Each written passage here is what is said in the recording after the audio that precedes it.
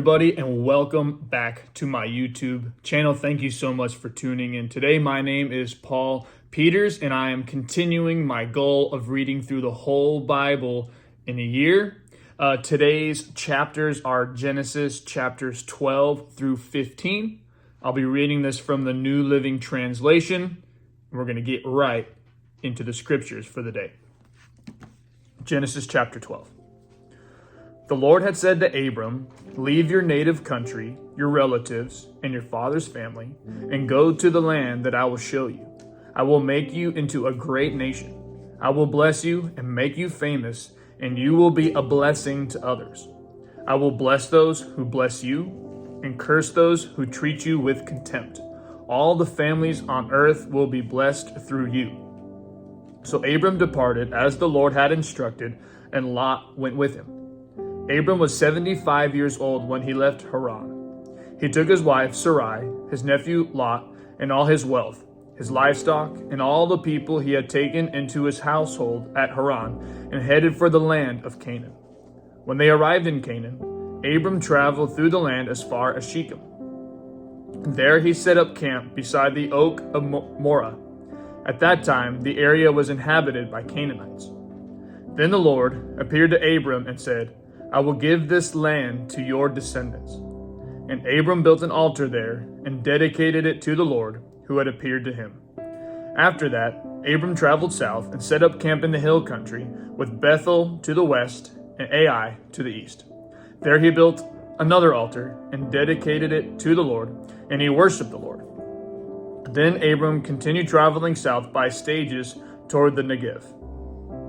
At that time, a severe famine struck the land of Canaan, forcing Abram to go down to Egypt, where he lived as a foreigner. As he was approaching the border of Egypt, Abram said to his wife Sarai, "Look, you are a very beautiful woman. When the Egyptians see you, they will say, 'This is his wife. Let's kill him, then we can have her.' So please tell them you are my sister. Then they will spare my life and treat me well because of their interest in you." And sure enough, when Abram arrived in Egypt, everyone noticed Sarai's beauty. When the palace officials saw her, they sang her praises to Pharaoh, their king, and Sarai was taken into his palace. Then Pharaoh gave Abram many gifts because of her: sheep, goats, cattle, male and female donkeys, male and female servants, and camels. But the Lord sent terrible plagues upon Pharaoh and his household because of Sarai, Abram's wife. So Pharaoh summoned Abram and accused him sharply. "What have you done to me?" he demanded. "Why didn't you tell me she was your wife? Why did you say, 'She is my sister,' and allow me to take her as my wife? Now then, here is your wife. Take her and get out of here." Pharaoh ordered some of his men to escort them, and he sent Abram out of the country, along with his wife and all his possessions. Genesis chapter 13. So Abram left Egypt and traveled north into the Negev, along with his wife and Lot and all that they owned.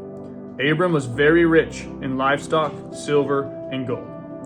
From the Negev, they continued traveling by stages toward Bethel, and they pitched their tents between Bethel and Ai, where they had camped before. This was the same place where Abram had built the altar, and there he worshipped the Lord again. Lot, who was traveling with Abram, had also become very wealthy with flocks of sheep and goats, herds of cattle, and many tents. But the land could not support both Abram and Lot, with all their flocks and herds living so close together. So disputes broke out between the herdsmen of Abram and Lot. At that time, Canaanites and Perizzites were also living in the land. Finally, Abram said to Lot, "Let's not allow this conflict to come between us or our herdsmen. After all, we are close relatives. The whole countryside is open to you. Take your choice of any section of the land you want, and we will separate. If you want the land to the left, then I'll take the land on the right. If you prefer the land on the right, then I'll go to the left." Lot took a very long look at the fertile plains of the Jordan Valley in the direction of Zoar. The whole area was well watered everywhere, like the garden of the Lord, or the beautiful land of Egypt. This was before the Lord destroyed Sodom and Gomorrah. Lot chose for himself the whole Jordan Valley to the east of him. He went there with his flocks and servants and parted company with his uncle Abram. So Abram settled in the land of Canaan, and Lot moved his tents to a place near Sodom and settled among the cities of the plain. But the people of this area were extremely wicked and constantly sinned against the Lord. After Lot had gone, the Lord said to Abram, "Look as far as you can see in every direction, north and south, east and west. I am giving all this land as far as you can see to you and your descendants as a permanent possession. And I will give you so many descendants that like the dust of the earth they cannot be counted. Go and walk through the land in every direction, for I am giving it to you." So Abram moved his camp to Hebron and settled near the oak grove belonging to Mamre. There he built another altar to the Lord. Genesis chapter 14. About this time, war broke out in the region. King Amraphel of Babylonia, king of Arioch of Elasar, King Kedorlaomer of Elam, and King Tidal of Goim fought against King Bera of Sodom, King Bersha of Gomorrah, King Shinab of Admah, King Shemeber of Zeboim, and the king of Bela, also called Zoar. This second group of kings joined forces in Siddim Valley, that is, the valley of the Dead Sea. For 12 years they had been subject to King Kedorlaomer, but in the 13th year they rebelled against him. 1 year later, Kedorlaomer and his allies arrived and defeated the Rephites at Ashtaroth Karnaim, the Zuzites at Ham, the Emites at Shavah Kirathim, and the Horites at Mount Seir, as far as El Paran at the edge of the wilderness. Then they turned back and came to En-Mephat, now called Kadesh, and conquered all the territory of the Amalekites, and also the Amorites living in Hazazon Tamar. Then the rebel kings of Sodom, Gomorrah, Admor, Zeboim, and Bela prepared for battle in the valley of the Dead Sea. They fought against King Kedorlaomer of Elam, King Tidal of Goim, King Amraphel of Babylonia, and King Arioch of Elasar, 4 kings against 5. As it happened, the valley of the Dead Sea was filled with tar pits. And as the army of the kings of Sodom and Gomorrah fled, some fell into the tar pits, while the rest escaped into the mountains. The victorious invaders then plundered Sodom and Gomorrah and headed for home, taking with them all the spoils of war and the food supplies. They also captured Lot, Abraham's nephew, who lived in Sodom, and carried off everything he owned. But one of Lot's men escaped and reported everything to Abram the Hebrew, who was living near their oak grove belonging to Mamre the Amorite.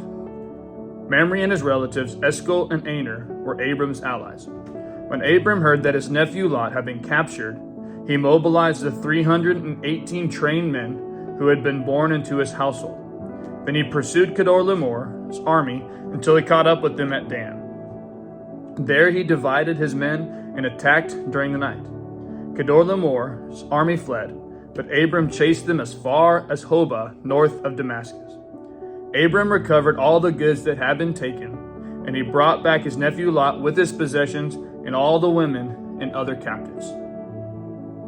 After Abram returned from his victory over Kedorlaomer and all his allies, the king of Sodom went out to meet him in the valley of Shaveh, that is, the king's valley. And Melchizedek, the king of Salem, and a priest of God Most High, brought Abram some bread and wine. Melchizedek blessed Abram with this blessing: "Blessed be Abram by God Most High, creator of heaven and earth. And blessed be God Most High, who has defeated your enemies for you." Then Abram gave Melchizedek a tenth of all the goods he had recovered. Then the king of Sodom said to Abram, "Give back my people who were captured, but you may keep for yourself all the goods you have recovered." Abram replied to the king of Sodom, "I solemnly swear to the Lord, God Most High, creator of heaven and earth, that I will not take so much as a single thread or sandal thong from what belongs to you. Otherwise you might say, I am the one who made Abram rich. I will accept only what my young warriors have already eaten, and I request that you give a fair share of the goods to my allies, Aner, Eshcol, and Mamre." Genesis chapter 15. Sometime later, the Lord spoke to Abram in a vision and said to him, "Do not be afraid, Abram, for I will protect you, and your reward will be great." But Abram replied, "O sovereign Lord, what good are all your blessings when I don't even have a son? Since you've given me no children, Eliezer of Damascus, the servant in my household, will inherit all my wealth. You have given me no descendants of my own, so one of my servants will be my heir." Then the Lord said to him, "No, your servant will not be your heir, for you will have a son of your own who will be your heir." Then the Lord took Abram outside and said to him, "Look up into the sky and count the stars if you can. That's how many descendants you will have." And Abram believed the Lord, and the Lord counted him as righteous because of his faith. Then the Lord told him, "I am the Lord who brought you out of Ur of the Chaldeans to give you this land as your possession." But Abram replied, "O sovereign Lord, how can I be sure that I will actually possess it?" The Lord told him, "Bring me a 3-year-old heifer, a 3-year-old female goat, a 3-year-old ram or turtle dove, and a young pigeon." So Abram presented all these to him and killed them. Then he cut each animal down the middle and laid the halves side by side. He did not, however, cut the birds in half. Some vultures swooped down to eat the carcasses, but Abram chased them away. As the sun was going down, Abram fell into a deep sleep, and a terrifying darkness came down over him. Then the Lord said to Abram, "You can be sure that your descendants will be strangers in a foreign land, where they will be oppressed as slaves for 400 years. But I will punish the nation that enslaves them, and in the end they will come away with great wealth. As for you, you will die in peace and be buried at a ripe old age. After 4 generations, your descendants will return here to this land, for the sins of the Amorites do not yet warrant their destruction." After the sun went down and darkness fell, Abram saw a smoking firepot and a flaming torch pass between the halves of the carcasses. So the Lord made a covenant with Abram that day and said, "I have given this land to your descendants, all the way from the border of Egypt to the great Euphrates River, the land now occupied by the Kenites, Kenizzites, Cadmonites, Hittites, Perizzites, Rephaites, Amorites, Canaanites, Girgashites, and Jebusites." Thank you again for following along with me as we read the Bible in a year. We'll see you tomorrow for day number 5. God bless.